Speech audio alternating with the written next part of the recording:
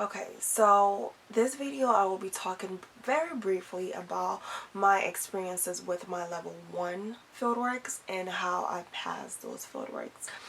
So I don't have a really good recollection of all the different fieldworks I've done, because I feel like I've done so many while I was in grad school. But I know for a fact that I went to a hand therapy clinic, and I was there for about a whole week with one other OT student, and it was a really good experience. I thought the clinician was not that I have to really choose my words carefully, right?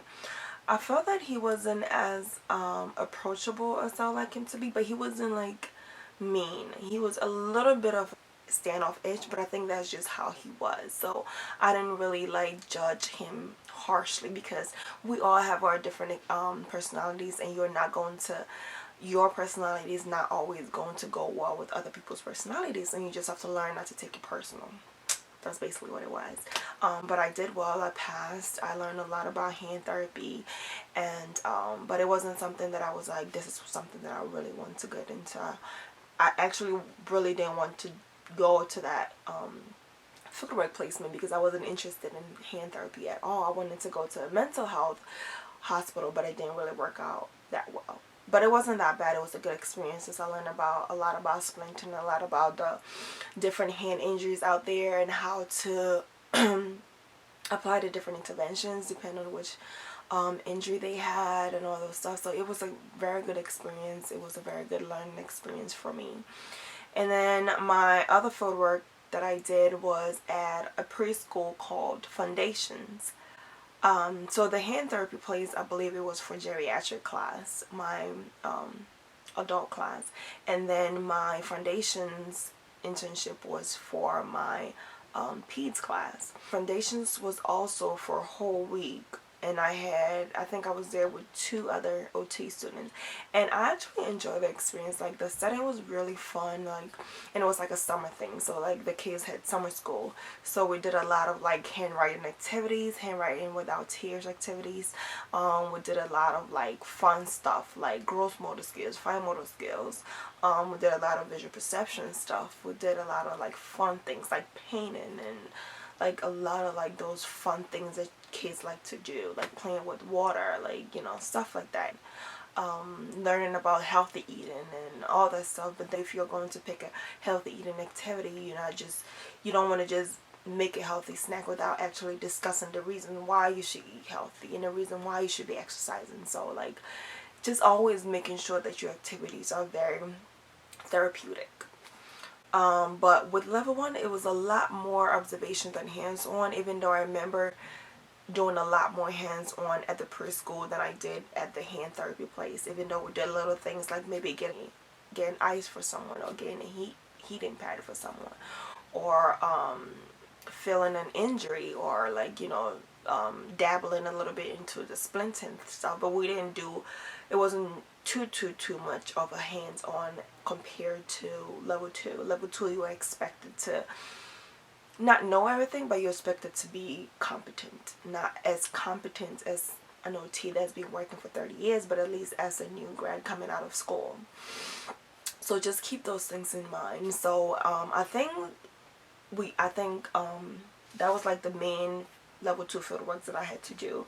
But I also did one thing where I went into, I think that was for my mental health psychosocial part, was to go into I went to Westside Community Center, which is basically a community center for it's kind of like an after school program for kids in the neighborhood, to basically go there after school to get help with your homework, get help with computer access, get help with teaching them different educational stuff, healthy eating, exercising, those type of things that teenagers might want to learn about. I think it was more elementary, middle schoolers, and maybe some high school kids, if I'm not mistaken. And then I also did another thing where I went to this place called the Restoration Society, and this place is basically for people who need to be restored, as far as like people who may have went to jail before and they just got out and they are back transitioning back into the community, or people who used to be homeless, people that need a job, that need somewhere to stay, like those type of like mental health, psychosocial type of things. Some of them had like depression, anxiety, just different mental health diagnosis. So our job was basically to once again to educate them. You will find that a lot of OT has to do with educating. You have to always be educating your clients. You can't just think that they know this stuff, because sometimes something that you may know, or something that may be like, oh, this is the norm, or everybody should know this, your patient may not necessarily know that. So you have to always take that extra step to educate, even if you think that they might know, they may not know. So it won't hurt to always get re-educated. So I think our main task at the restoration place was basically to educate them about like different things out there, like being like healthy sexual behaviors, for example. Once again, going back to healthy eating, getting them to engage, helping them find apartments, helping them find jobs, like filling applications, for example, can be something that you can help people at the restoration center for. So it was very, when I was at the restoration center, I felt very at home. Like I felt like this is something that I can do for a long time. And I think that's why field work is so important, because I think it makes you kind of think about what you may want to specialize in, or what setting that you may want to work with, what population that you may want to work with.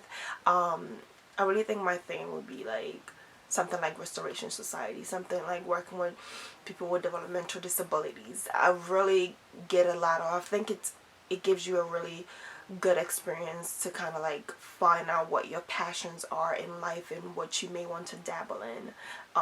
And I think I find a lot of like fulfillment from helping other people.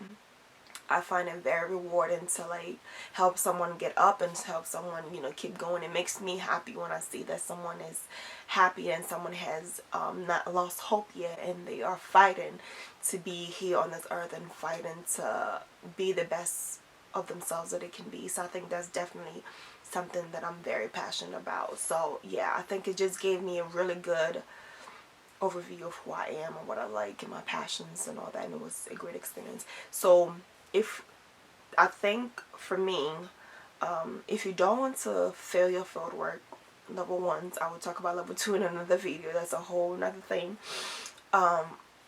Always show up, be there on time. On time does not mean be there at when you're supposed to be there. Be there before when you're supposed to start your session, so you can at least prepare. You can go over things with your boss if needed. You always want to interact with people. Do not ever be scared to interact with your clients. If anything, they're like uncomfortable because they don't know you yet, and you're supposed to be the clinician. You're supposed to be the one that makes them feel comfortable. So always take the time to build rapport with your patients, build rapport with your clients. You always want to also have some kind of relationship with the people that you're working with, whether being the social worker, to the manager, to be whoever that's working there. You want to have some kind of relationship with them, because they will be the ones that ultimately help you sometimes when you have questions. Don't ever, and I cannot stress this enough, feel that you're stupid for asking a question. However stupid that question may be to you, ask them anyway, because I'm telling you, 10 out of 10, someone also have the same question that you have. So ask them anyway. If you can find out on your own, that's fine. But if you ever have any questions, people are there to help you. They know that you're a student. They know that you don't know everything. There's a lot of people that have been in OT for 30 years that still have questions. So don't ever be scared to ask the question that may be on your mind. I think that shows a lot of it shows that you are interested more than it shows that you're dumb for asking a question. Like, ask it anyway, even if you feel dumb. Like, I'm always the one to always be like, I'm gonna ask you this just in case. Like, I'm not gonna be like if you want to teach me how to use a computer, even though I know how to use it, I'm going to be like I'm going to let you teach me again, just in case I may have missed something, or just in case I can learn something that I may have never even thought about. Like, there's always room for improvement, and there's always room to learn more. So don't ever think that you know everything, because nobody knows everything. I don't care who you are, you don't know everything. You just don't. So it's okay to be vulnerable a little bit, and to, you know, yes, you want to come off like, oh yeah, I know everything, yeah, I'm in OT school. But honey child, nobody knows everything. Nobody will ever know everything. So it's okay to ask questions. But it's also good to do your own research and to kind of find things out for yourself. And then you can add onto that knowledge, that pool of knowledge. So yeah, fieldwork level 1 was definitely, I think it was time, kind of like a good time for me to learn about myself a little bit more, and learn about the things that I like, things that I don't like, what population I don't want to ever work with, and what setting that I may or may not want.